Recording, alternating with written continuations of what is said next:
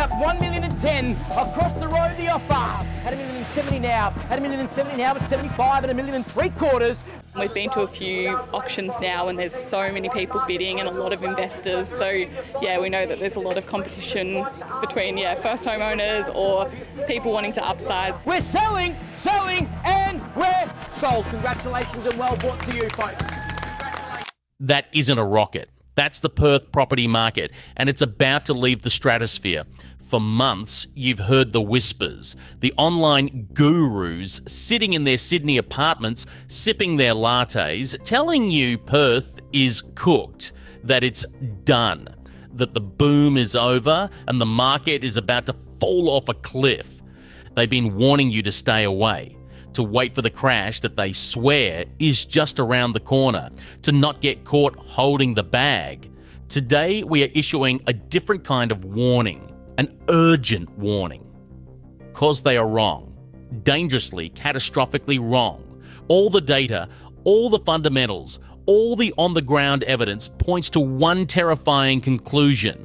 The Perth property market isn't at the end of its run. It is at the beginning of its most explosive phase. This isn't a warning about a crash. This is a warning about a launch that will permanently lock an entire generation of West Australians out of their own city, creating a new class of housing refugees in what was once the most affordable capital in the country. What's coming in 2026 isn't a correction, it's an explosion, and today we're going to show you the proof. Welcome back to The Resistance, where we arm you with the truth the mainstream media is too lazy to find and the online gurus are too ignorant to understand. For the past year, the narrative around the Perth property market has been one of caution. The rest of the country, crippled by the highest interest rates in a decade, has been waiting for Perth to fall into line, to slow down, to finally run out of steam. But while the gurus were making their YouTube videos, something else was happening. The rocket was being fueled, and now the countdown has begun. This isn't speculation. This is data, and it paints a picture so clear, so undeniable, that ignoring it is an act of financial negligence. And before we get into the numbers, if you believe in our mission to bring you the uncensored truth, then please support us on Patreon. It's the only way we can remain independent and keep fighting for you. For just a few dollars, you get exclusive content and become a vital part of this resistance. The link is in the description. We can't do this without your support.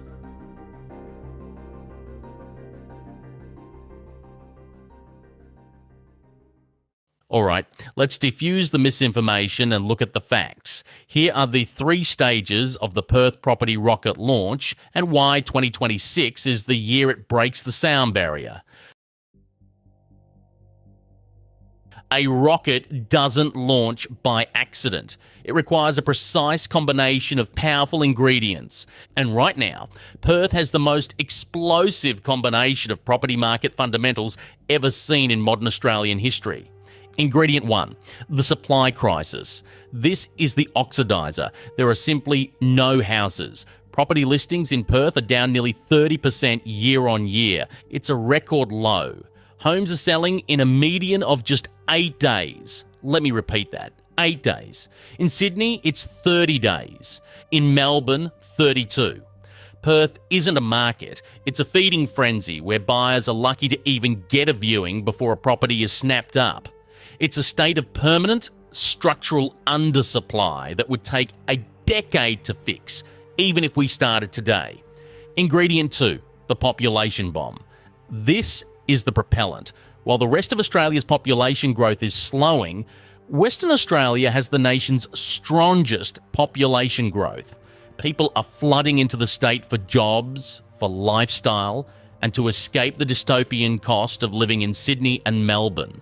And they are all arriving with cash, ready to buy, adding thousands of new buyers to a market that has no stock.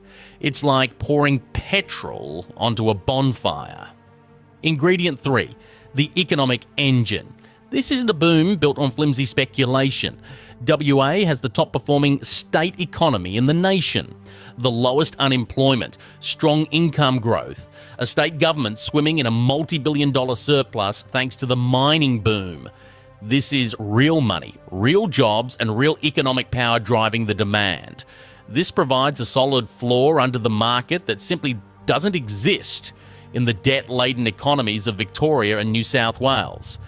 Ingredient 4, the rental inferno. The rental market is the pressure gauge for the entire system, and in Perth, it has exploded. The vacancy rate is just 0.5%. That's not a tight market. It's a full-blown housing emergency. It means for every 200 rental properties, only one is available. It means dozens of desperate families lining up for a single crappy rental, offering hundreds of dollars above the asking price. Rents are already at a record $700 a week for a house and are forecast to keep climbing in 2026. This is forcing thousands of desperate renters to become desperate buyers, adding even more fuel to the fire. These 4 ingredients have created a perfect storm. A pressure cooker environment where a massive, growing population is fighting over a record low number of homes. This alone would be enough to guarantee price growth. But it's what comes next that turns a boom into an explosion. Just as this pressure cooker was about to hit its natural limits, the government and the Reserve Bank walked in with a jerry can full of petrol. First, the RBA started cutting interest rates. After a year of pain, the signal was sent across the country. The worst is over, money is getting cheaper. This gave buyers the confidence to re-enter the market and borrow more. But the real ignition, the real crime against housing affordability, was Albanese's expanded home guarantee scheme, which kicked in on October 1st. Today I announce that under a Labor government, you'll be able to buy your first home with just a 5% deposit. This scheme, allowing first home buyers to get in with just a 5% deposit, was like throwing a lit match into a fireworks factory. It unleashed a tidal wave of new government-subsidised demand into a market that was already starving for supply. It told an entire generation of young buyers, don't worry about saving a proper deposit. Don't worry about market fundamentals. Don't worry that you're buying at the peak. Just get in now before it's too late. It is government-engineered FOMO, fear of missing out, and it has worked perfectly. It has created a stampede, pushing prices up even further and forcing young West Australians to take on massive, life-altering debts just to get a roof over their heads. The result? The market has gone from hot to supernova. The median house price is now on the cusp of hitting $1 million by the end of this year. Unit prices, the last bastion of affordability, are up an incredible 18% in the last year alone. This isn't a normal market cycle. This is a government-sponsored buying panic. They have created a stampede and are now watching with glee as desperate buyers trample each other to get into debt that will enrich the banks for the next 30 years. So, what happens when you combine a perfect storm of fundamentals with a government-engineered buying panic? You get the most bullish property forecasts in the country. Let's look at what the experts are actually saying for 2026. Not the YouTube gurus, but the major financial institutions and data houses. Westpac. After an extraordinary 18.4% growth in 2024, they predict Perth will moderate to 8% growth in 2026. In any other market, 8% would be considered a boom year. In Perth, that's the conservative forecast. Domain. They are forecasting 5 to 6% growth for Perth in 2026. They note that Perth's momentum is underpinned by strong income growth and first home buyer support, and that affordability is still better than Sydney and Melbourne, meaning there is still room to grow. SQM Research. This is the big one. Louis Christopher, one of the most respected analysts in the country, is forecasting Perth dwelling prices to surge by as much as 16% in 2026. 16%. on $1 million median house price. That's another $160,000 in a single year. That would put Perth in a league of its own, lapping Sydney, 6%, and Melbourne, 7%. Let's be absolutely clear about what this means. If you're waiting for a crash, you're waiting for something that no major forecaster believes is coming. They are all, without exception, predicting strong, continued growth. The debate isn't about if prices will go up, but by how much. The urgent warning from the online commentators was that Perth was about to crash. The real urgent warning is that it's about to become one of the most expensive cities in the country, and the window to get in is closing at a terrifying speed. This isn't a victory, it's a tragedy. It's the story of a city's affordability being systematically destroyed by a combination of government incompetence on supply and government recklessness on demand. They failed to build the homes needed for a growing population.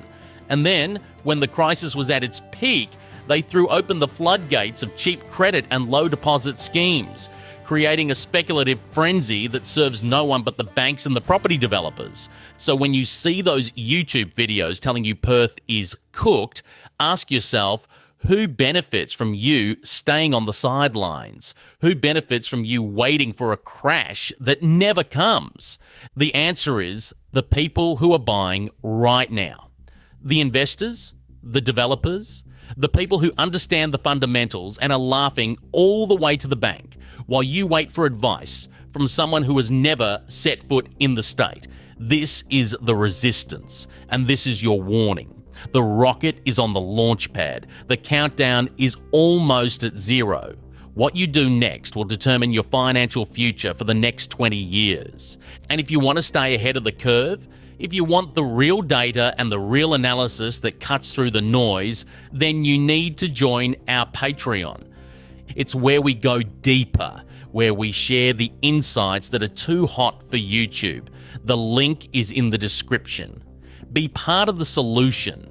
To see the latest Australian crisis, click this video here.